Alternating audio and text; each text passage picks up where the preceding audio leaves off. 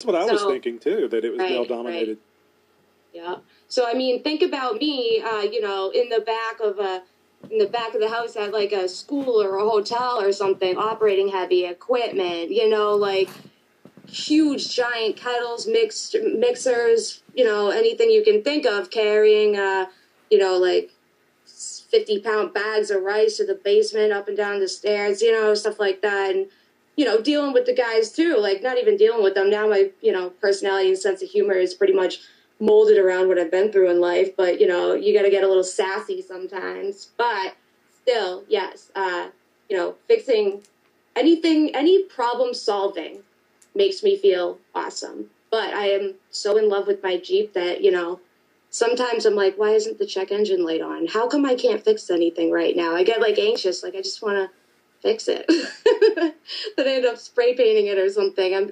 I love it. You know, I started to get addicted to learning on her. Well, I can tell the mods are going to be coming really, really soon because it sounds they are. I have a lift kit. You know, I'm getting it next week. Sounds like you're going to be very anxious to do a lot of things. That's kind of what we all get in on the Jeep sickness is start down that road and people will say, just one more thing until my Jeep's finished, which is a lie. The Jeep is never finished. So, but yep, that is XJ life right there. So, when you go wheeling with your friends in the area, are they also in XJs or are they in other off-road vehicles? I would say, actually, you know what? That's a very interesting question because if you're, you know, on the internet and you're a Jeeper, if you go on Instagram or Facebook groups, blah blah blah, you see a lot of Wranglers. Yep.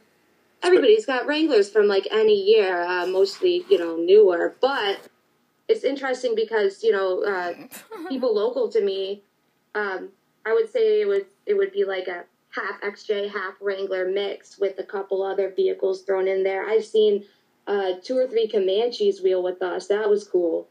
And this one guy's got a Toyota pickup truck that he really beats on.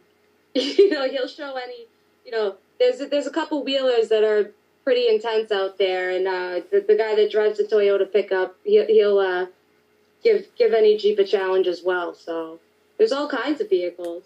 So whenever you go wheeling with the group, I would assume that they you know, pay respect to your Cherokee and don't give you a hard time because it's a Cherokee. Oh no, not at all. Good. No.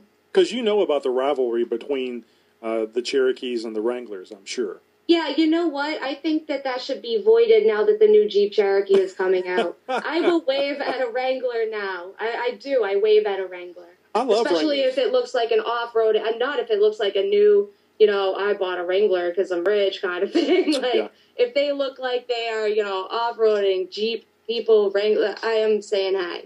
Yeah, I've always loved Wranglers. In fact, the only reason why I have a Cherokee is because I was shopping for a Wrangler back in 97, 98. And because my wife and I had 2 young daughters at the time, I said, hey, look at this bright red Cherokee. You know, it's a 4-wheel drive. We'll drive that for a couple of years and then get a Wrangler because we both wanted a Wrangler.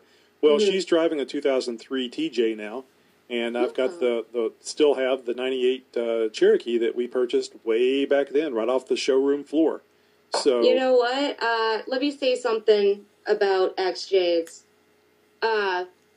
You got to give XJ some extra credit because an XJ is perfect for somebody that doesn't have children or likes off-roading or just likes XJs in general. But if you have children, think about this. How many seats do you have in a Wrangler? How many groceries are you going to fit in a Wrangler with your kids there? You know, it's just XJs are more practical. Yep, 4 doors as well as fun. Yep, it's an off-road station wagon. Yeah, exactly. And it's cool looking, so it's beautiful. to have a cool looking station wagon, I think is a pretty big deal. Yeah, yes, it is. Yeah, you know, you mentioned the new 2014 Jeep Cherokee, and we give Josh and I give that thing a lot of hard time on the show. Yeah, you should. Yep, and I'll say it again.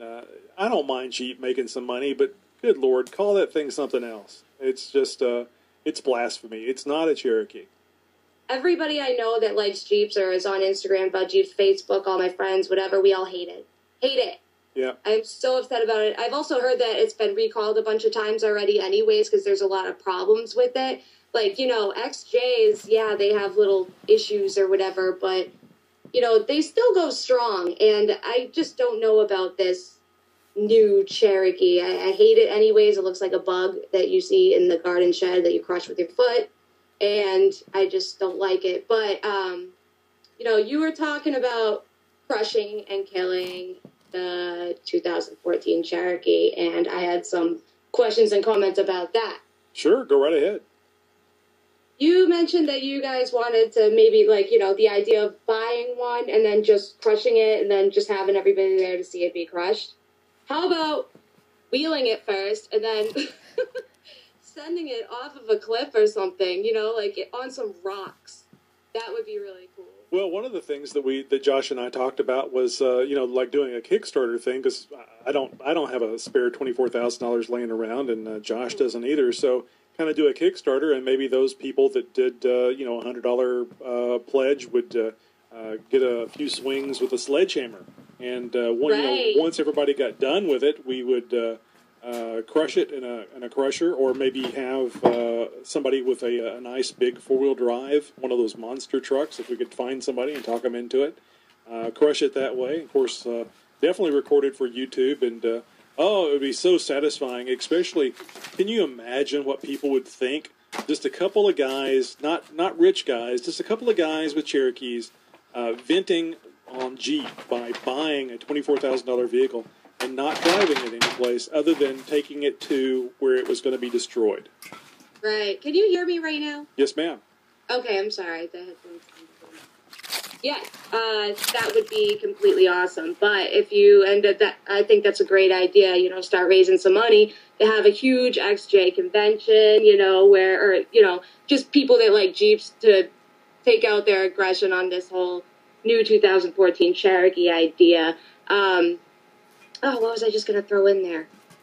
Shh, I forget what I was going to say for a second. I'll tell you what, it's really funny. I don't know what the Kickstarter rules are, but it would be fun to, even if we didn't make the money, I think it would be fun and probably newsworthy that there was a Kickstarter project trying to buy and then destroy a 2014 Cherokee just because. Oh, I remember what I was going to say. If you did that, you know, had that big event, you should combine it with a petition to have Jeep change the name. Change the name. Baby Grand. How about that? How about Baby Grand? You know, like a Baby Grand piano? I mean, it's really what it is a smaller version of the Grand Cherokee.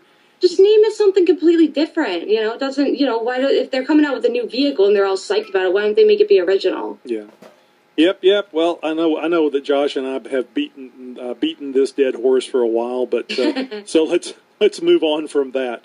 So, yeah, sorry. So I meant to ask you, how long have you had your Cherokee? Since May. So was it love at first sight, or did you become more enamored with it as you started working on it and wheeling it? Okay. Actually, I rode in one when I was a kid and knew ever since that was the vehicle I wanted. And the thing, I went on Craigslist and specifically searched Jeep Cherokee XJ with cassette player and cigarette lighter, you know, and just found my vehicle. And, you know, I didn't even have the money when I was looking for it, but I found some good deals and, you know, just called people and said, you know, keep in touch with me, you know, if it's in the cards, it's in the cards. Mm-hmm. You know, it'll happen if it's meant to happen, and it was meant to happen. So, yeah, I've had it since May, and I've gone through a lot. So have you had any more problems since you got it fixed up? I mean, has it just been running strong, or has it been a work on it here and there type situation? Well, there's a little bit of a story. You know, all right, most of it, all right, when I bought the Jeep broken, what I did was I have a friend that works at, you know, a huge corporate dealership as a mechanic and, you know, has 20 years under his belt, blah, blah. But I trust him. So what I did was I didn't even go look at the Jeep. I sent him PayPal $100 to go look at the Jeep and write down a list of everything that's wrong with it. Because I'm not a mechanic and he is. So he knows what to look for. I don't. You know, and I told him, I said, I know it's broken. I know it has cracked windshield. I know that the brakes don't work. And then, you know, he was so detailed. He's even telling me, oh, there is a tear on the right front you know, on the seat. And I'm like, all right, I don't care about that. It could have no seats, except for a driver's seat. I'm like, just tell me what's wrong with it for it to run and operate perfectly. So, you know, I did that. And then after that, I went and got it towed to my friend's house. We bought the parts, you know, and rebuilt it so that it would work. But the head gasket blew. That was devastating. Mm-hmm. I bet. Yeah, it was like the worst. And everybody was telling me, you know, how I said, you know, you got to think outside the box.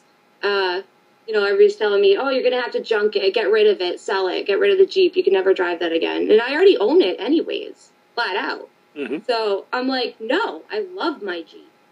Like, there's no way I'm going to get rid of it. I'm like, I don't care if it sits in that parking lot for a year. I'm getting her back on the road, you know? So everybody, you know, oh, this is, you know, that's illogical. But, you know, what ended up happening was, you know how people get bills in the mail and they just pay them? Right. Well, I got a tuition statement, and I noticed there was a mistake and that they owe me $1,500. So, you know, I'm sure you've heard of the phrase Boston Strong. Mm-hmm. I have you know, me and my friends, you know, we have Audrey Strong, because that's how I get when I need to get on the phone with a bill company. Absolutely. So, you know, I call them and say, you messed up, you know, send me this check. So whatever, all worked out, where I ended up getting a check for $1,500, and I work at a junkyard. So we pulled out an engine from a 2000 Jeep Cherokee and threw it in mine, and she was back on the road. Now the engine light's on for a small evap leak. I figured out what that is. I need to replace a couple things, but it's not like anything crucial. Now, is that the code that comes up? What it could be it's either a hose or back there at the fuel tank, or that little I forget what it's called, a little carbon filter type thing that's right there close to the rear tank, or it can be something as simple as the gas cap. It's forget what it's called. Intake. I think it's called an intake gasket cover. It's like under the oil pan. I believe that's what it is, because I'm leaking a little bit of oil. Okay. And the I think it's called the intake cap or something. Yeah, I thought that evap thing was all back there where it has to do with the gas cap. But I mean, yeah, with that's the what gas I think tank. too. Because all right, this is odd. All right, first I thought it was a gas cap. Now I have 6 or 7 gas caps in my Jeeps because I work at the yard, so I'm going around taking gas caps off the Jeeps and trying on different ones. Get a new one. Just get a new one. They don't cost that much, and I already had a new one. Okay, that's fine. I just was going to say, if you're going to replace that stuff, I mean, junkyards are great for some things, but right. You know, for a silly code. Of course, you like seeing the engine code. It drives me up the wall. Not exactly. You know, if it's something minor, that's okay. But it's always, you know, like that moment when you're scanning it. What is it gonna be? like I always hope it's not anything too big. So let me ask you this: how do you scan the codes? Do you have a hand scanner, or do you use a little app on your smartphone and a Bluetooth device? Oh my gosh, I didn't even know that stuff existed. Well, good. I can am tell not you hip something. to the times. So you have a smartphone, right? Yeah, I can download an app and have an engine scanner. Okay. So there's an application called Torque, just like your engine gives you torque. Wow. There's an application called Torque, and for about $11 from Amazon.com, you can get a Bluetooth USB OBD2 adapter, and then you connect to that device through your smartphone, through the Bluetooth connection, and you could literally be monitoring everything that the OBD2 information will give you from the Jeep Cherokee. You can be monitoring that on your smartphone, whether you're driving or while you're working and stuff. That's engine temperature, RPM, all kinds of crap. So it's more than just looking up codes. It's real-time monitoring of the engine. Can you erase codes? Yes. Wow, that's so awesome. Yep. I mean, when I'm on Amazon, I'm looking for cassettes for my Jeep. That's funny. I'll have to check that out. Well, But yeah, I have a hands. I usually either go to AutoZone or Advanced Auto Parts and get my engine scanned for free, but they won't erase. Or I just use the